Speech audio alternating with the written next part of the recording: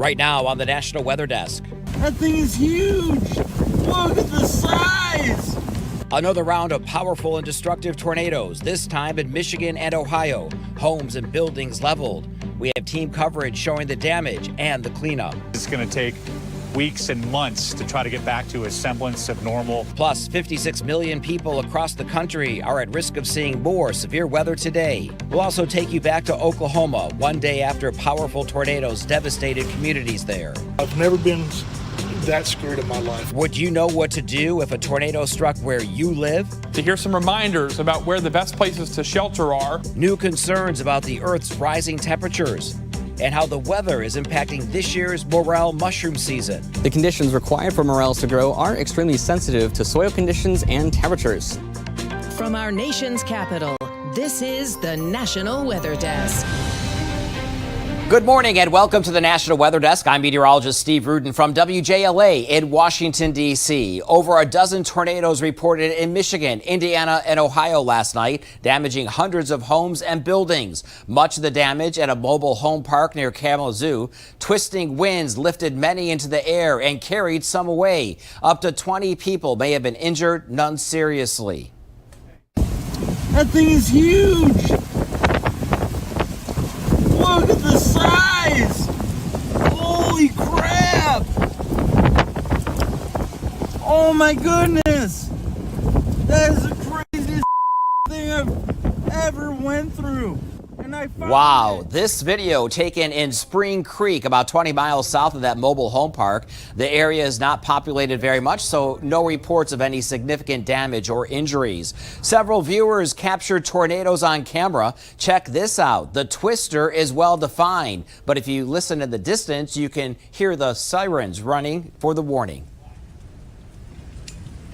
The tornado destroyed a FedEx building while workers sheltered inside. Wind picked up truck containers and tossed them in the air. Portions of the roof were torn off, trees were snapped, and many inside the facility were trapped for a short time before being rescued. FedEx reports all employees have now been accounted for. This nearby strip mall was torn apart by the storm. Many were inside at the time. Some said they had little to no warning as the tornadoes approached. Kirk Mason is there this morning and has more. I'm going to step aside and give you a look at one of the hardest hit spots. This is a strip mall at Center in Oakland.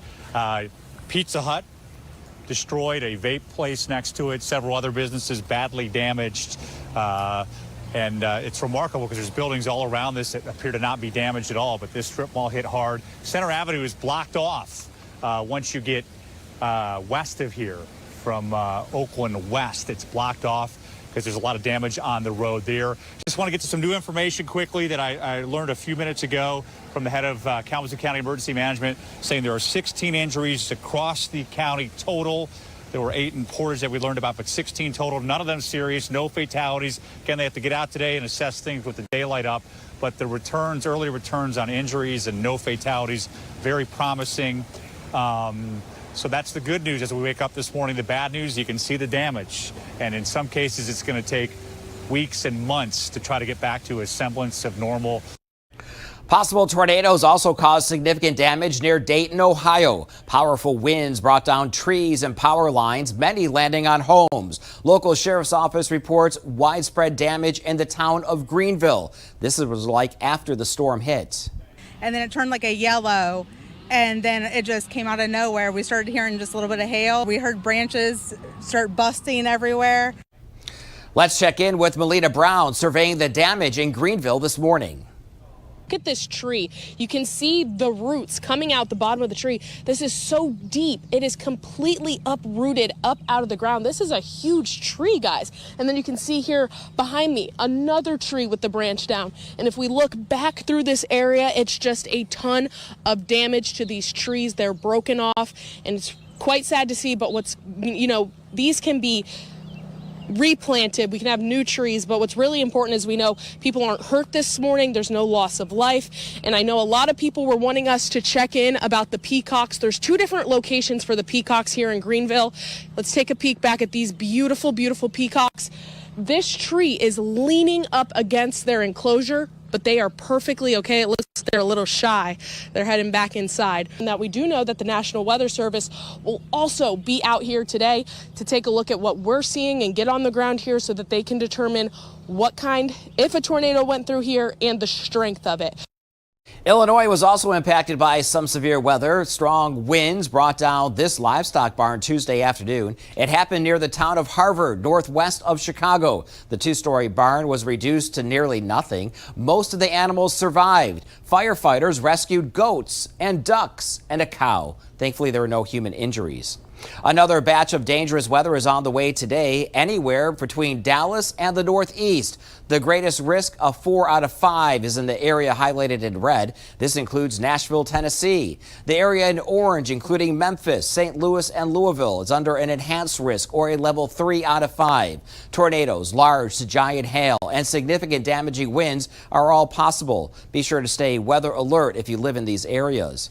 Monday, an EF4 rated tornado, that's about 200 miles per hour, tore through Barnesville, Oklahoma. One person was killed, another remains missing. This is what it looks like now after the tornado passed through the area. Brianna Rose spoke with residents who are putting their lives together and beginning the long cleanup and recovery process. From above, the magnitude of destruction is catastrophic. Homes flattened or missing their roofs, cars and trailers flung like toys. I didn't expect this much damage. Jack Miller, 7 family members and a few neighbors made it into this storm shelter with mere moments to spare. Her mother-in-law lives with her and she don't get around very good, a wheelchair, and we literally just barely got in there with the door shut and it was hit. Huddled together inside this cramped space, they held on tight. As we got the door closed, we could hear things hitting the door, and me and my son-in-law, my grandson, was holding the door down. It was pulling on the door, trying to... When they eventually opened it, there really wasn't much left of Miller's home, where he's lived for the last 50 years. This is my kitchen. The wall, outside wall is gone, but everything's still in there. I was gonna say, that doesn't make any sense. Yeah. Look at how is that not broken? I don't know. He's no stranger to tornadoes. One hit homes in this neighborhood only a few short weeks ago. But this, he says, was different. I thought this was it. We have been talking about and seeing damage from tornadoes all week long. So where should you go to stay safe if a tornado has been warned on in your neighborhood? Meteorologist Colton Williams shows you the best place to seek shelter. With severe weather season really ramping up, it's a good time to hear some reminders about where the best places to shelter are. Some homes include a storm shelter or a basement. This would be, again, below the main level of the ground. That's going to be the best place to be during a tornado warning. But many homes don't have that, so you do have options. The lowest level, center part of your home, this is oftentimes an interior closet or an interior bathroom. Put as many walls between you and the tornado as possible, and you're going to be okay. You can ride out almost any strength of tornado if you follow those simple steps and those rules. Some things to think about for storm season. This is a good checklist of things to have to either put down in the cellar or in the interior closet or in the interior bathroom. For the National Weather Desk, I'm meteorologist Colton Williams. According to new data from the European Union's Climate Monitoring Service, April was the world's hottest month on record to date. There have been 11 consecutive months of unprecedented warmth. Scientists warn this year could end up being the warmest again on record. April broke records for the 13th consecutive month for ocean temperatures. This according to the EU's climate service. Ocean temperature records have been set every single day over the past year. Most scientists attribute the warmer temperatures to climate change, but some point out this year's El Nino could also be a factor. Firefighters near Phoenix, Arizona are working to contain the flying bucket fire. It started early Monday. The Arizona Department of Forestry said the fire has grown to over 2,000 acres. About 100 firefighters are battling the blaze, which is now 10% contained. It is believed the fire started when people were target shooting in the area. And if you want to stay up to date on the latest weather content, be sure to follow us on social media. Just search the National Weather Desk. And coming up on the National Weather Desk, it was a wild winter in Wisconsin. We'll see how it's impacting this year's cherry crop. And the start of hurricane season is just weeks away. We'll help you better understand hurricane forecasts.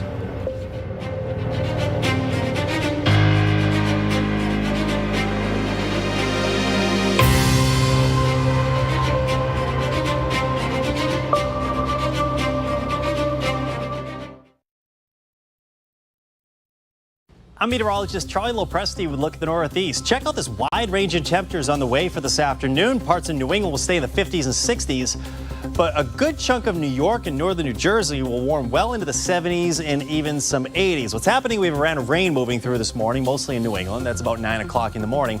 That moves along. We're starting to see a clearing trend back into New York, New Jersey, western parts of New England. There we will be warmest. There's a chance for a shower tonight. Then we're left with a lot of clouds and cooler temps Thursday. I'm Chief Meteorologist Gerard Jabali. Here's a look at the Mid-Atlantic region. Wednesday still has some shower activity in the morning, but we should dry out towards your afternoon here. It's going to be a hot day, but otherwise mostly dry. But Thursday, not the same. Likely going to see rainfall, especially in the morning, and then a chance for some stronger thunderstorms towards your afternoon and evening. Pretty hot for your Wednesday high of around 90 degrees or so. Once we get to the afternoon on Thursday, we'll see temperatures backing down to the low 80s. I'm meteorologist Charlotte Carl. A warm day for all of us ahead. Most of us in the 80s and low to mid 90s. This is way above where we should be for this time of year, partially because we have ridging patterns setting up over us in the mid and upper levels. That doesn't stop a low pressure system moving across the Midwest to bring rain to Tennessee, North Carolina and South Carolina, even parts of North Georgia and Alabama heading into Thursday overnight.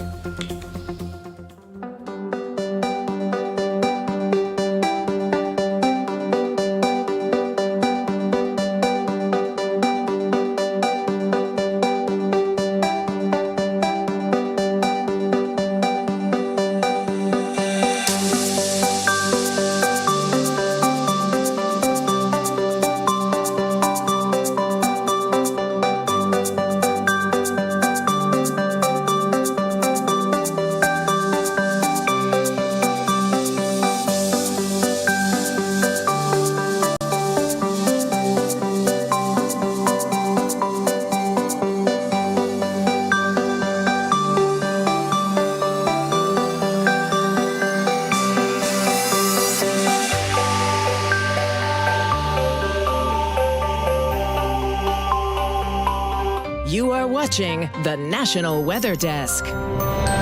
Hurricane season is fast approaching, and it can be difficult to understand tropical weather alerts and the forecast information that often goes with them. Meteorologist Jennifer Collins sorts it all out.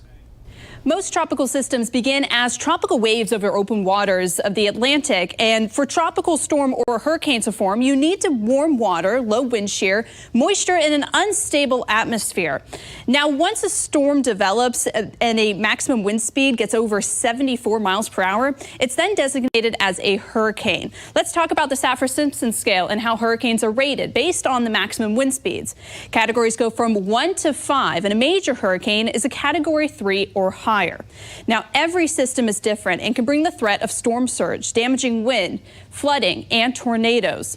You need to rely on hurricane forecasts issued by the National Hurricane Center. These include the tropical weather outlooks that are issued 4 times a day during the season.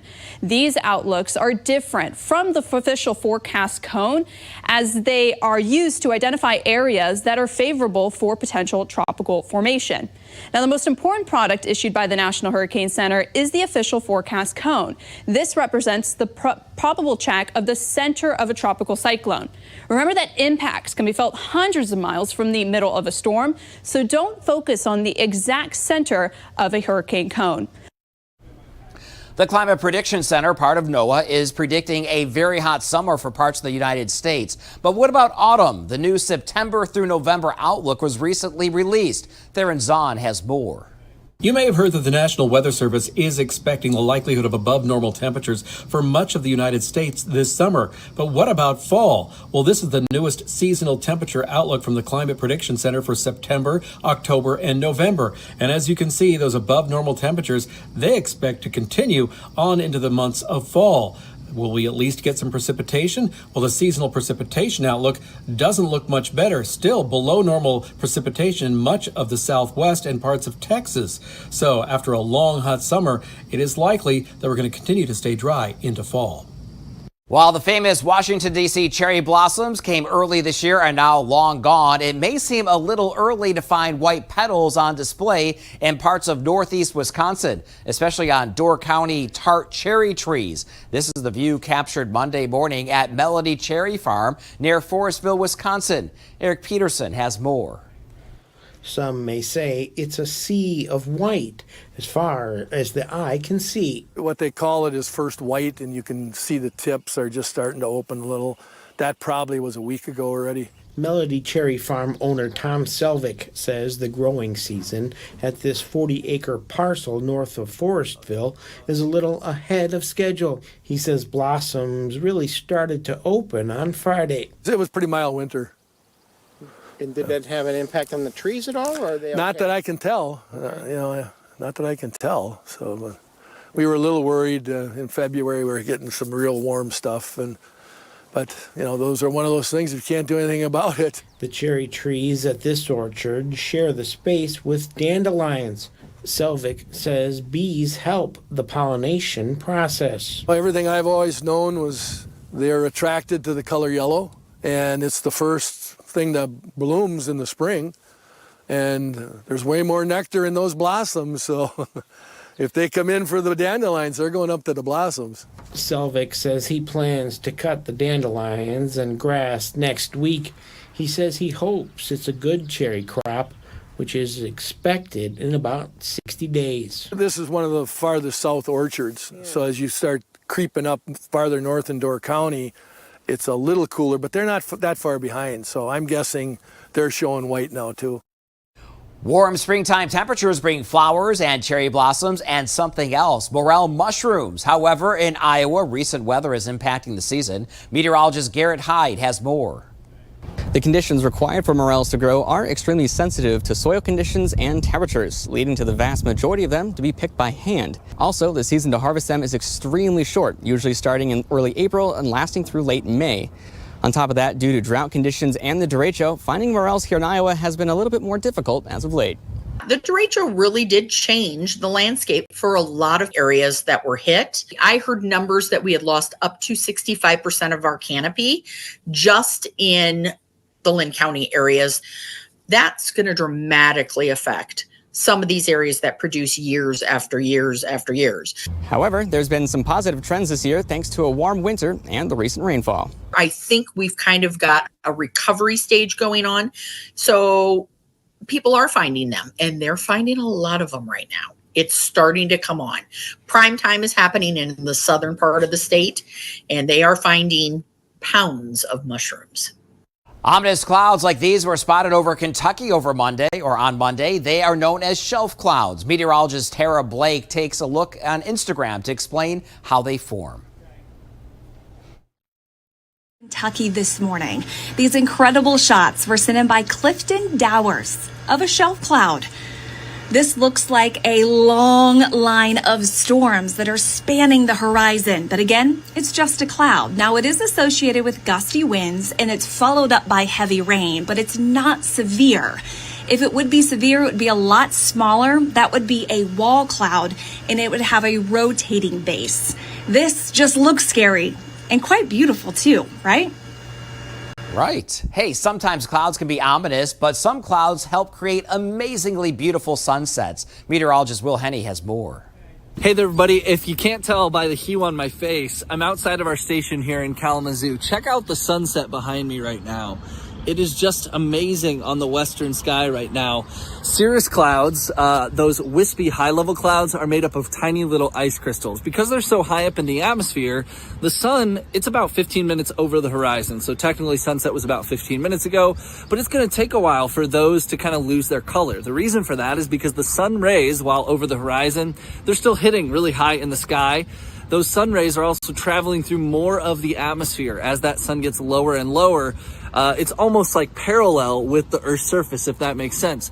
So as that sun gets lower in the sky, those sun rays are traveling through more of the atmosphere, which scatters out some of the colors that we see during the daytime, like the blues. And then you get those really like vibrant reddish, orangish, pinkish colors that break on through. And we see them on those upper level clouds. And we probably will for another 10 minutes or so. So, man, just a beautiful sight tonight. All right, now let's check in to see some weather cities across the country. We begin in Annapolis. What a pretty view that is. And this is a look at the Bay Bridge. Daytime highs today will be in the 80s and a chance for a few afternoon thunderstorms. Better chance for storms in the forecast tomorrow. Next to Louisville, Kentucky, partly cloudy this morning and added chances for thunderstorms later today. Some storms may become strong to severe with gusty winds. Highs will reach the 80s. We continue our trip west to Roswell, New Mexico. Have you seen any aliens? Mostly sunny there today with highs in the lower 90s. And we finish in Phoenix, Arizona from nearby South Mountain. Plan for sunshine and highs around 90 degrees. And before a short break, we head to Ireland to soar over the Sherkin Island Lighthouse.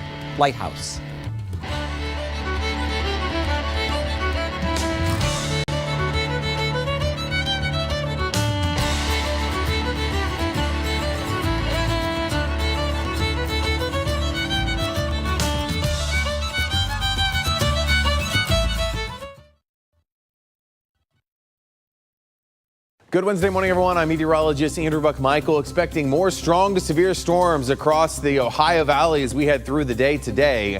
As far as temperatures go, it's going to be getting a lot cooler. We got some 80s there in Ohio and Kentucky for today, but it's going to start cooling down. Look at this, 57 for the high in South Bend tomorrow, and we got a lot of 50s across the Great Lakes with some lingering showers and a few rumbles of thunder. A little drier for most of us on Friday with sunshine coming out, but all of us in the 60s or 70s. Good morning, I'm meteorologist Alex Garcia. Here's a look at your regional weather. We're starting off in the 60s and 70s. It's downright oppressive in South Texas at 80 degrees. We'll be watching another round of showers, maybe some big thunderstorms developing back up toward Arkansas and portions of Oklahoma and maybe even in the Dallas area. Otherwise, it's going to be another very hot and very humid afternoon. I'm meteorologist Alex Garcia. That's a look at your regional weather. Well, hi there, everybody, and a happy Wednesday morning to you. I'm meteorologist Shannon O'Donnell. Look at the warmth along the California coastline, particularly San Francisco. Nearly 80 near the Golden Gate Bridge, well into the 80s to the 90s in the Central Valley today. There's a heat wave brewing in California. Meanwhile, we've got this area of low pressure still dropping some late season snow over the Rockies. But with that heat comes some gusty Diablo winds in the Bay Area this afternoon. And that's the scene from here.